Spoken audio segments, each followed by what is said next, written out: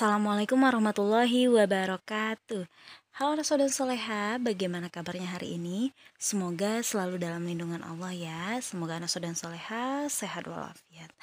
Oke, hari ini berjumpa kembali bersama Bunda Nur. Hari ini kita akan melanjutkan pembelajaran tematik tema 4, subtema 1, pembelajaran 5. Silakan disimak baik-baik ya Nasu dan Soleha video Bunda Nur kali ini. Hari ini kita tidak ada Zoom dulu, namun di sini Bunda Nur mengirimkan video pembelajaran. Silakan disimak baik-baik.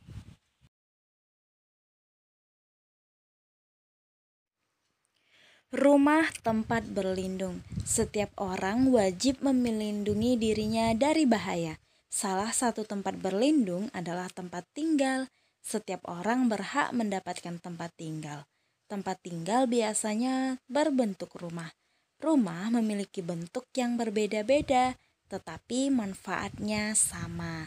Nah, jadi anak saudara soleha, rumah adalah tempat kita berlindung yang akan melindungi kita dari mara bahaya. Tentu saja sekarang anak saudara soleha berada di tempat rumah yang nyaman, yang insya Allah melindungi kita dari mara bahaya ya. Jadi kita harus tetap bersyukur karena memiliki rumah. Rumah merupakan tempat berlindung dan beristirahat. Rumah juga tempat berkumpul bersama keluarga. Kita tidur, mandi, makan, dan melepas lelah di rumah. Kita juga belajar banyak hal dari rumah. Udin dan Mutiara mengeluh rumah mereka yang bocor. Ibu menasehati mereka agar bersyukur atas semua yang dimiliki. Ibu menyarankan mereka agar melihat orang-orang yang lebih susah dari mereka. Banyak anak yang tidak memiliki rumah. Banyak anak yang tetap bahagia meski rumahnya banjir. Dengan bersyukur, hati akan terasa senang. Nah, jadi anak saudara soleha, kita harus tetap bersyukur karena kita memiliki rumah. Karena di luar sana banyak sekali yang tidak memiliki rumah. Apalagi tempat tinggal kita yang nyaman, yang tidak bocor, yang bisa melindungi kita dari kepanasan, dari kehujanan. Karena di luar sana masih banyak orang-orang yang belum memiliki rumah yang senyaman seperti rumah kita. Banyak yang masih kebanjiran, atapnya bocor. Jadi kita harus tetap bersyukur dan tidak boleh sombong. Pada bacaan di atas tadi ada kalimat yang menunjukkan saran loh. Nah, di sini ada contoh kalimat saran. Ibu menyarankan mereka agar melihat orang-orang yang lebih susah. Nah, jadi kalimat saran ini adalah kalimat supaya mereka melakukan sesuatu. Nah, itu adalah contoh kalimat saran ya, anak soleh dan soleha. Nah, jadi anak saudara soleha di sini kita akan menuliskan saran lain untuk Udin dan Mutiara. Karena mereka tadi protes oleh rumah mereka yang bocor. Seharusnya mereka itu bersyukur dengan apa yang telah mereka miliki. Karena memiliki rumah, ada tempat tinggal.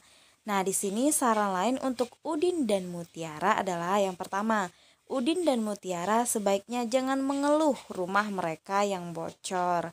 Yang kedua, Udin dan Mutiara sebaiknya bersyukur masih memiliki rumah karena banyak anak yang tidak memiliki rumah. Oke, sampai di sini bisa dipahami anak saudara soleha dengan kalimat sarannya ya. Mudah-mudahan bisa dipahami. Oke, yang ketiga, Udin dan Mutiara seharusnya mendengarkan nasihat ibunya agar selalu bersyukur. Yang keempat, Udin dan Mutiara sebaiknya melihat orang-orang yang lebih susah hidupnya daripada mereka. Yang kelima, Udin dan Mutiara sebaiknya bersyukur karena bersyukur membuat hati akan tenang. Oke, Naso dan Soleha sampai di sini bisa dipahami ya. Oke.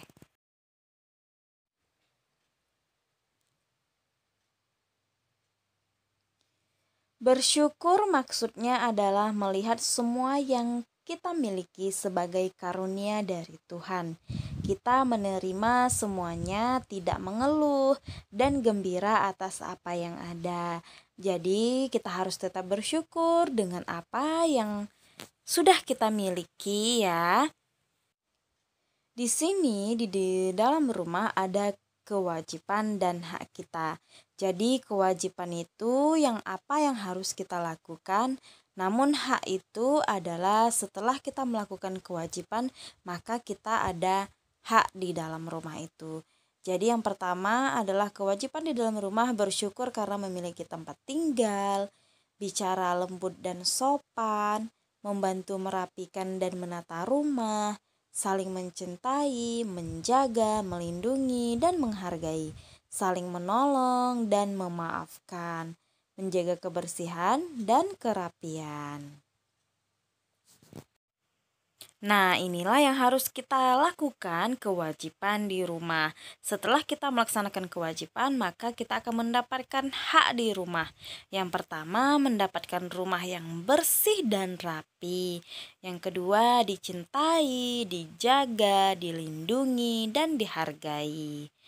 Kemudian, diperlakukan dengan lembut dan sopan, mendapat tempat tinggal, itu adalah hak di rumah. Apakah kita memiliki kewajiban atau hak lain di rumah kita? Mungkin anak dan soleha ada kewajiban dan hak lain yang anak dan soleha dapat di rumah. Nah, misalkan di sini ada contohnya kewajiban di rumah. Langsung cuci alat makan yang digunakan, meletakkan pakaian kotor di tempat yang telah disediakan. Kemudian merapikan kamar setelah bangun tidur. Kemudian makan dan syukuri apa yang ada. Pakai dan syukuri apa yang ada, saling menolong dan memaafkan. Ini adalah contoh kewajiban di rumah ya. Nah, kemudian hak di rumahnya, merasa aman dan terlindung dari bencana alam. Contoh yang kedua, dapat belajar dan beraktivitas dengan nyaman. Kemudian yang ketiga, dapat tumbuh dan berkembang dengan baik, mendapatkan pendidikan dari kedua orang tua, mendapatkan tempat bermain yang sesuai. Ini adalah contoh hak di rumah ya, anak soleh dan soleha. Nah, kemudian di sini Ayah Udin ingin rumah mereka nyaman. Ia berencana merapikan pagar rumah mereka. Ayah Udin membutuhkan 980 batu bata. Ia memiliki beberapa batu bata di rumah. Ayah membeli kekurangannya di toko bangunan. Berapa batu bata yang mungkin Ayah Udin miliki dan berapa yang harus dibeli? Nah, di sini mari kita selesaikan sama-sama ya anak dan soleha. Silakan disimak baik-baik. Nah, Ayah Udin tadi akan mengumpulkan batu bata sebanyak 980. Nah, di sini kita akan mencari 5 kemungkinan. Berapakah batu bata yang dimiliki oleh Ayah Udin dan berapakah batu bata yang harus dibeli oleh Ayah Udin? Nah, di sini misalnya Ayah Udin hanya memiliki 200 batu bata. Nah, berapakah yang harus Ayah Udin beli batu bata di toko bangunan? Nah, di sini caranya 980 dikurangi 200. Nah, di sini kita kurangkan, maka kita akan tahu hasilnya berapakah yang harus dibeli Ayah Udin batu batanya ya. 0 dikurang 0, 0, 8 dikurang 0, 8, 9 dikurang 2 hasilnya 7. Nah, berarti 780 yang harus dibeli Ayah Udin ya. Berarti di sini 780. Nah, kemungkinan yang kedua, batu bata yang dimiliki Ayah Udin adalah 550. Nah, di sini sama seperti yang pertama tadi, 980 dikurang 550. Nah, di sini 0 dikurang 0, 0, 8 dikurang 5, 3, 9 dikurang 5, hasilnya 4. Nah, berarti 430 buah batu bata yang harus dibeli oleh Ayah Udin di toko bangunan. Di sini kita tulis 430. Nah, kemungkinan yang ketiga, batu bata yang sudah dimiliki oleh Ayah Udin adalah 680. Nah, di sini 980 akan kita kurangkan dengan 680. Sama seperti contoh pertama, kedua tadi ya. Nah, di sini 0 dikurang 0 itu 0, 8 dikurang 8 itu 0, kemudian 9 dikurang 6 itu 3. Berarti yang harus dibeli Ayah Udin adalah sebanyak 300 batu bata. Oke, sampai di sini bisa dipahami ya. Baiklah Naswa dan Soleha, sampai di sini dulu ya materi kita hari ini. Semoga bisa dipahami dan bermanfaat video dari Bunda Nur.